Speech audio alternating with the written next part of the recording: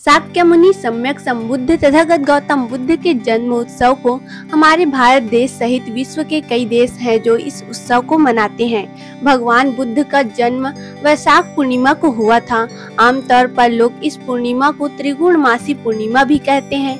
हम आपको बता दें कि देश के अनेक हिस्सों के साथ राजनांदगांव जिले में भी सम्यक संबुद्ध के जन्मोत्सव को यादगार और शांतिपूर्ण ढंग से मनाया गया है।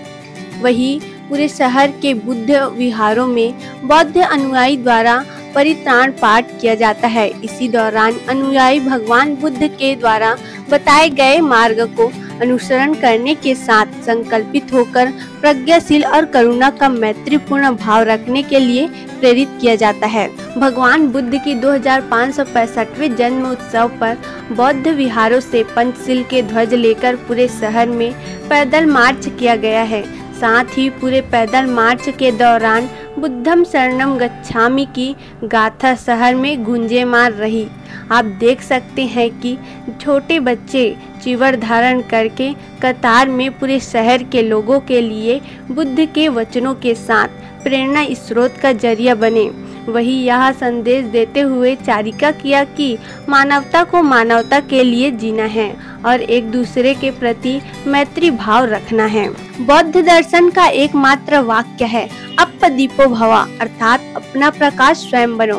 कहने का मतलब यह है कि किसी दूसरे से उम्मीद लगाने की बजाय अपना प्रकाश खुद बनो।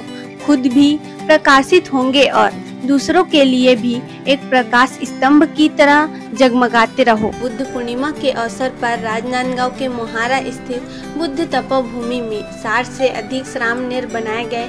इन श्रामनेरों का भरकापारा स्थित डॉक्टर बाबा साहेब भीमराव अम्बेडकर सांस्कृतिक भवन में भंते धम्म तप जी द्वारा 5 दिवसीय प्रशिक्षण शिविर का आयोजन कर भगवान गौतम बुद्ध के आदर्शों का ज्ञान दिया गया। वही लगातार 5 दिनों तक कतारबद्ध होकर 60 से अधिक श्रामनेर ने शहर के मोहल्ले में भ्रमण कर और गौतम बुद्ध के उपदेशों का अनुसरण कर सादा जीवन उच्च विचार को परिभाषित किया। इन्हीं भिक्षु रूपी परिवेश में कतारबद्ध भिक्षुओं को अनुयायियों ने भोजन दान किया।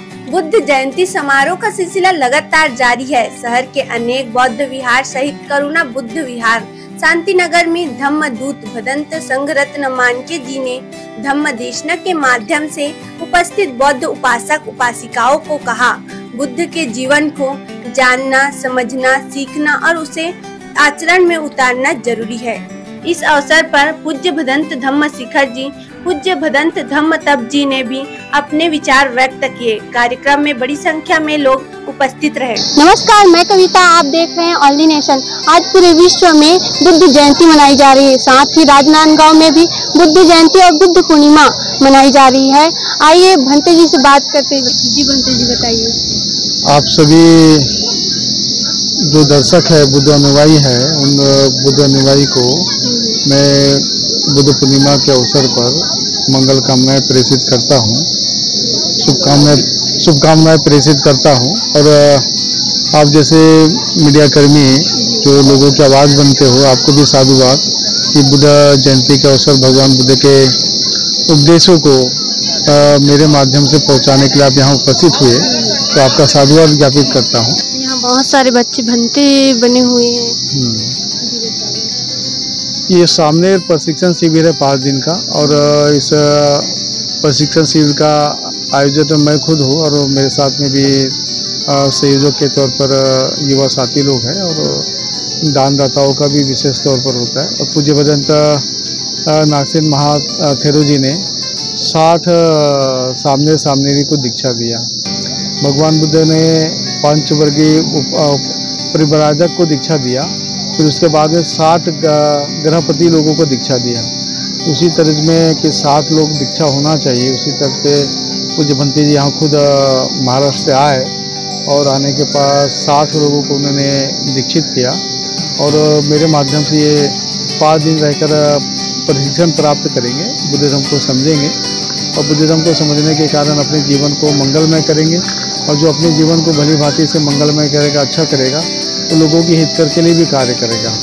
तो लोगों के दुख मुक्ति के लिए, लोगों के कल्याण के लिए, पृथ्वी के शांति के लिए, पृथ्वी के हरी भरी के लिए के सामने शिविर जो है बहुत महत्वपूर्ण अभिन्न अंग निभाएगी, ऐसा है। शाक्य मुनि सम्यक संबुद्ध पूरे विश्व में शांति के पैगाम के लिए जाने जाते हैं। अब लगातार उनमें अनेक लोगों काम करते दिखते हैं और उस काम में क्या उनको वो शांति प्राप्ति होती है, जो लोगों को पैगाम देते रहते हैं और ये अनवरत एक कार्यक्रम चलते रहता है। 2565वीं जयंती मना रहे हैं। हम इस जयंती पर एक खास आपको एक स्टोरी भेजे थे। हम पहिया मेहता संघ के द्वारा अथक प्रयास के द्वारा राजनांदगांव जिले में प्रज्ञगिरी, जहाँ पे भंते मानके जी द्वारा धम्मदूत, जिन्हें धम्म का दूत और धम्म के संदेश के लिए ना जाना जाता, उन्होंने महाराष्ट्र के पौनी जिले में भी एक बेहतरीन जापान के आर्टिकल और उनके जो मैत्रीपूर्ण लोगों के जो दिखता है, जो समझ में आता है, शांति का जो संदेश देते हैं, उन्हें वो चीज समझ में आई कि ये चीज हमारे महाराष्ट्र में होना चाहिए। क्योंकि वैनगंगा नदी के पास ही जो सम्राट अशोक के काल के जो अवशेष मिले थे, उन्होंने एक परिकल्पना की और उनके बाद वो कारवां चलते रहा। शुरू में बहुत दिक्कतें आई और एक चलिए हम इस पे कभी बात करेंगे, स्टोरी आप देख लीजिएगा, डिस्कशन में डाल चुका हूं मैं। लेकिन हम आज बात कर रहे हैं राजनांदगांव में आए हुए हैं धम्मदूत मानके जी, उनसे बात करते हैं कि लगातार आप देश विदेश और पूरे भारत में घूम रहे हैं। आज राजनांदगांव की धरती पे आपका आगमन हुआ है। आज भी आपने कुछ प्रश्न छोड़ा है, उस प्रश्न को मैं सुन रहा था। लेकिन आज खास संदेश की 2565वीं जयंती, त्रिगुण पूर्णिमा कहते हैं इन्हें, एक ही दिन का पूरा एक जो लोगों को मिलता है कि भगवान बुद्ध का ज्ञान, निर्वाण और उनका इस धरती पे आना। अब हमारे माध्यम से क्या पैगाम देंगे आप? आज वैशाख पूर्णिमा के दिन के उपलक्ष्य में इस राजनांदगांव में कार्यक्रम आयोजित किया गया था। एक्चुअली ये साल का जो वैशाख पूर्णिमा थी, ये वैशाख पूर्णिमा 23 तारीख को हो गई। और वैशाख ये कोई किसी धर्म का इंडिविजुअल संबंध नहीं है। वैशाख ये नाम भारत का जो कैलेंडर, पुराना जो कैलेंडर होता था, महीना गिनती का जो नाम होता था, तो 5वां महीना जो आता है उसे वैशाख महीना कहा जाता है। और उसके कारण जो अभी 23 तारीख को पूर्णिमा हुई, वो पूर्णिमा वैशाख पूर्णिमा, वहाँ तक का जो शब्द है, वहाँ तक हर कोई भारत से जुड़ा हुआ धर्म होगा, वो सब वैशाख पूर्णिमा के नाम से ही उस पूर्णिमा को पुकारते हैं। रहा सवाल उसके सामने का सवाल है कि बुद्ध धम्म से ये पूर्णिमा कैसे संबंधित है। बुद्ध धम्म के स्पेशल नाम के हिसाब से बोला जाए तो ये त्रिवेणी पूर्णिमा कहा जाता है। सिद्धार्थ गौतम बुद्ध के जीवन में जो 3 महान घटना घटी है, उस 3 महान घटना को लेकर ये पूर्णिमा को मनाया जाता है। प्रथम, इसी पूर्णिमा के दिन लुम्बिनी वन में सिद्धार्थ गौतम का जन्म हुआ। सेकेंडली, बुद्धगया में सिद्धार्थ गौतम ने इर्द-गिर्द में 6 साल तक तपस्या करने के बाद में जो उन्हें ज्ञान प्राप्त हुआ, बुद्धत्व प्राप्त हुआ, आज जो हम करुणामय सिद्धार्थ गौतम बुद्ध कहते हैं, उसका मूल जहाँ से बना, वो जो 6 साल का सिद्धार्थ गौतम का जीवन था, वो जीवन के कारण सिद्धार्थ गौतम को ज्ञान प्राप्त हुआ। सिद्धार्थ गौतम एक करुणामय बने। वो जो ज्ञान प्राप्ति का दिन था, वो भी वैशाख पूर्णिमा का दिन। और एक सिद्धार्थ गौतम ने 35 की उम्र से लेकर 80 की उम्र तक फिर जहाँ वहाँ जो उन्हें ज्ञान प्राप्त हुआ, जो अनुभव हुआ, उस अनुभव का प्रचार प्रसार किया, अर्थात बुद्ध धम्म का प्रचार प्रसार किया। तो वो 80 की उम्र तक, और 80 की उम्र में उनका जो आपके शब्द में कहा जाए तो देहांत, धार्मिक शब्दों में कहा जाए तो महापरिनिर्वाण। निर्वाण का अर्थ होता है, निर्वाण मतलब अहंकार को बुझाना।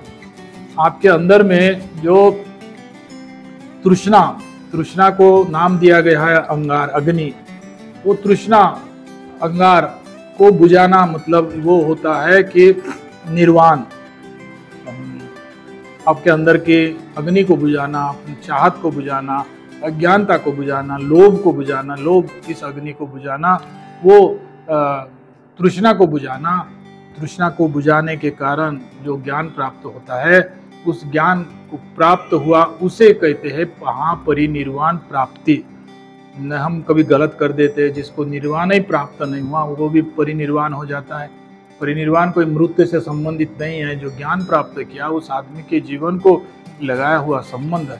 तो सिद्धार्थ गौतम ने, बुद्ध ने जो अपने अंदर की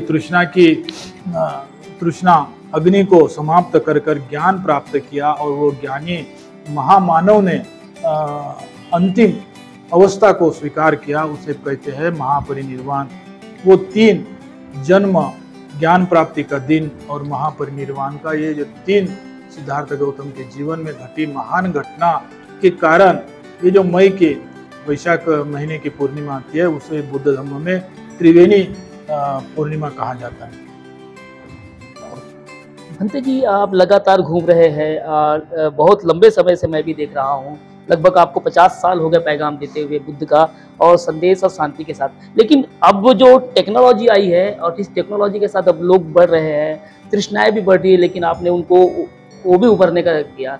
कई लोगों को शिक्षाएं दे रहे हैं, रोजगार के लिए भी बता रहे हैं, अलग अलग बातें भी होती है। लेकिन अभी हम जब बात कर रहे हैं तो अभी कोई ऐसा संदेश मिल सके लोगों को, जो एकदम क्षणिक रूप में आजकल लोग आवेश में आ जा रहे हैं और कुछ भी कर बैठते हैं। 2500 साल पहले जब बुद्ध ने, सिद्धार्थ गौतम बुद्ध ने संदेश उपदेश दिया था, उस वक़्त जितना मानव के अंदर में तृष्णा नहीं थी, उतना आज हमारे बीच में तृष्णा है।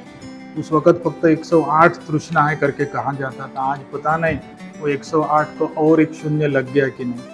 जो भी कुछ वस्तु हमारे बीच में आती है, उस वस्तु के पीछे हम अज्ञानता रखते हैं, आसक्ति रखते हैं, इसके कारण हमारे अंदर की तृष्णा बढ़ती है। और उसको समाप्त करने के लिए बुद्ध ने 2500 वर्ष पहले जो उपदेश दिया, उसे हमने फिर से याद करना है। कोई हमारे को दूसरे रास्ते से तो भटकना नहीं है। बुद्ध के विचार को, बुद्ध के संदेश को और एक बार हमने विचार करें, उसे अपने जीवन में उतारें, उसे अंगीकरण कर कर उसका अनुभव लें, तो आज हमारे बीच में जो तृष्णा बढ़ते जा रही है वो जरूर समाप्त हो सकती है। लास्ट क्वेश्चन कि ऐसा कोई मतलब आने वाली पीढ़ियों के लिए जो शिक्षा पे बात हो, नई शिक्षा पे बात हो। शिक्षा जो है वो लोगों ने तमाम डिपार्टमेंट बढ़ा दिया है, फैकल्टी बढ़ा दिया है, लेकिन शिक्षा करने का आपका उद्देश्य क्या है वो पहले ठहराव करना चाहिए। एक विद्या एक शिक्षा के फैकल्टी के बारे में बोले तो घंटा भर बात करना पड़ेगा, लेकिन आपने जो भी कुछ फैकल्टी को एक्सेप्ट किया है, जो भी कुछ फैकल्टी के माध्यम से आप जी रहे हैं, उस फैकल्टी को, उस शिक्षा को आपने क्यों ग्रहण किया, क्यों वो शिक्षा लेना चाहते हैं। हर आदमी के जीवन में, हर जीवन का जो रीज़न होता है, वो रीज़न तय किए बिना हम आगे बढ़ते हैं, इसलिए हम बीच में भटक जाते हैं। हमने पहले रीज़न तय करना है कि हमने क्यों इसे एक्सेप्ट किया है, क्यों ये शिक्षा ग्रहण कर रहे हैं, और वो शिक्षा ग्रहण करने का आपका रीज़न निश्चित होगा तो आप आगे जाकर भटकेंगे नहीं, आप आगे जाकर उसका स्वयं लाभ लेंगे और दूसरे को भी लाभ देंगे।